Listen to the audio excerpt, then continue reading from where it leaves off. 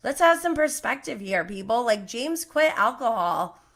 Why does he have to quit weed? He said it helps him be more creative, helps him focus better, he feels better. Like, what's the problem? So at the end of the episode, I asked, okay, so do you think James should quit weed? And the answer was only James can answer that question. And I thought that was like so profound. And I really love that because I'm like, you're right. Because a lot of like our internal battle of like, oh, this is bad, or I'm not supposed to be doing this, or should I do this? It comes from outside judgment. And that's how I was feeling with, using medical marijuana, being a medical marijuana patient and being a mother to young children and older children. Like, there's so much judgment. Even my friends from that I've known since kindergarten have judgment, and it hurts me. It bothers me because I don't want people to judge me and say I'm a bad mother when I know I'm not doing anything wrong. And that's the part that I've had to work on overcoming, is being okay with people judging me, because I know I am healthy. I know my body. I know that, like, I don't want to be smoking weed every day, all day anyways. And I don't do that. But like, do I want to do that for the rest of my life? I actually don't even really like smoking. Like, the act of actually smoking, I wish I could just like take that part away. But someday my goal is to live off of sunshine and raindrops. Like, that's the dream, right? But life isn't that effing easy. So until then, I'm going to continue medicating as I see fit for my best interest, for the health of myself and for the best interest of my children. Because you can't be a good mom if you're not healthy. I mean, I guess you could. Whatever. Anyways. I just have this picture of James Kennedy and I, because I love him so much. But I got the chance to tell James Kennedy the story of, this episode I did with the licensed substance abuse counselor. And I got to tell him in person, and his response was so sweet. He seemed truly, like, authentically, genuinely gracious. And he even, like, he was modeling. I was like, can I get I felt weird asking, but, well, not really. I didn't feel that weird. But I asked him for a picture, and I could tell, like, he was like, he needed a break. Like, he walked in the SVIP room so fast. And lucky for me, like, I have that kind of energy sometimes too. So I was like, I just darted over to him. But, he like even posed with me and was like, yeah. And I met his girlfriend, Allie. She's so sweet. I even got to meet her mom, and her mom was so sweet. Her mom is a Canada mom as well. Loved it. James is back to drinking, and we talked about that a little bit because he was like, as I told him this story, he literally had a drink in his hand. But I was like, that's fine. Like, the point is, like, only you can, like, if you have a problem. And so, which is easier said than done for people who have addiction problems. And I hope that James just, does whatever is best for him. But at the same time, like, I don't want to put any pressure on him, like, he's a human. I'm human. I got issues. We got issues. So I'm going to move on. Oh, also, I have Schwartz and Sandy's unofficial t-shirts that I made before Schwartz and Sandy's actually got their logo. And as a joke, I thought it was funny if I put Katie Schwartz was here on the back. And so it's still on there on the shirt on my shop. And I feel so sad about it, but I also kind of love it because, like, now the shirt means more, I feel like, to me. I don't know. I love it. But if you want to go check that out, there's a link in the show notes. I'm going to move on to Real Housewives of Miami, Season 5, Episode 13, Brujeria in the Bahamas. Episode description, Peacock has, like, the shortest episode descriptions. The ladies head to the Bahamas and get wild. Alexia and Adriana get real about their relationship. So Nicole, okay. I know I've had my issues with Nicole. I question her wealth, and not coming from a bad place. It's more from a place of trauma after Jen Shah and Erica Jane. But I have to say, I will give props where props are due. And that trip looks amazing. Like, she hooked it up. That's how I want to roll. That's how I like to roll. So big ups to Dr. Nicole. I hope it's not fraudulent. I really hope it's not fraudulent. What else happens? Of course, Lisa, is upset about Lenny. I think I think they're doing a good job of, like creating an environment for her to kind of feel safe, but also be distracted. So I like that for them. But it broke my heart when Lisa was talking about Logan. I want to cry right now. Poor Logan. How old is Logan? I feel so sad for him. He's like, I don't like marriage. I don't want to do that. Like, oh, it's so, so sad.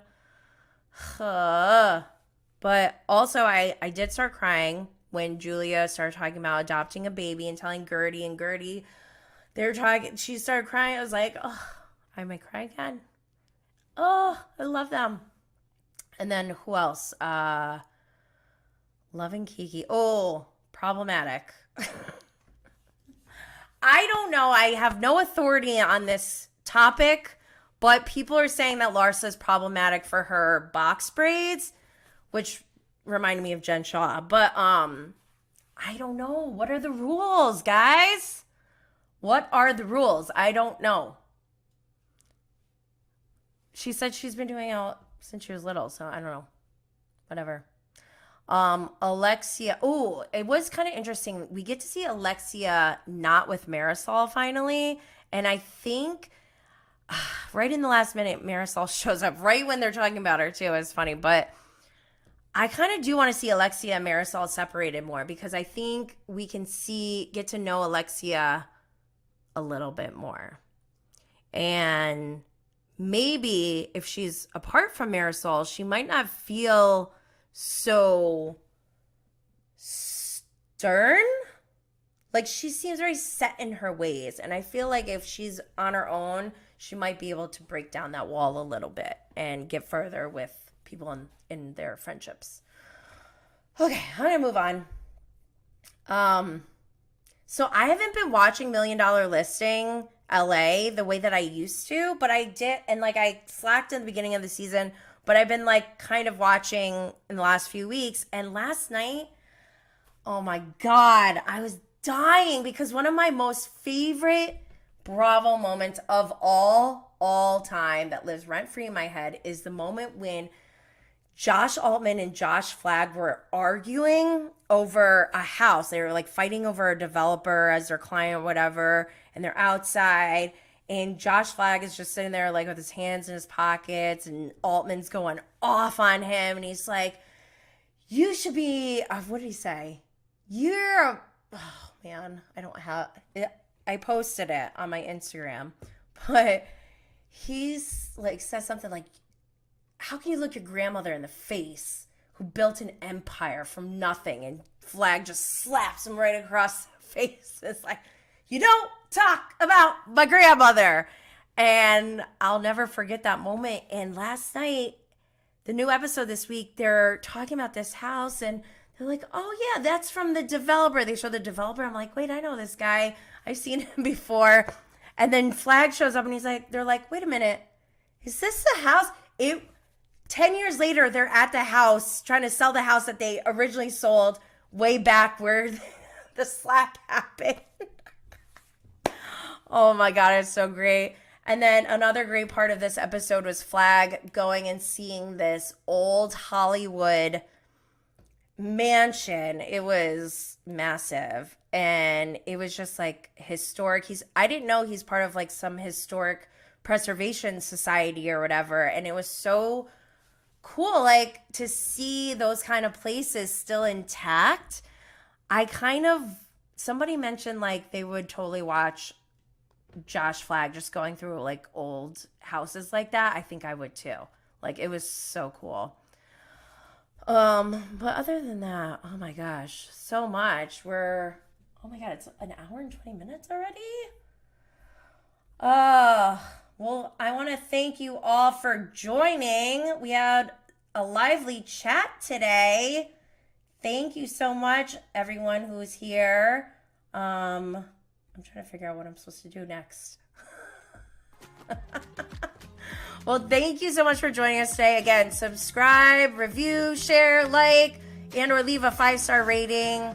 It's incredibly appreciated and helps the show to continue to grow. Make sure you're subscribed and turn on notifications so you can be updated when we go live every Thursday at 1 p.m. Eastern for Cannabis Mom Boss and every Friday at 12 p.m. Eastern for Bravo and Blaze. Stay lit, fam.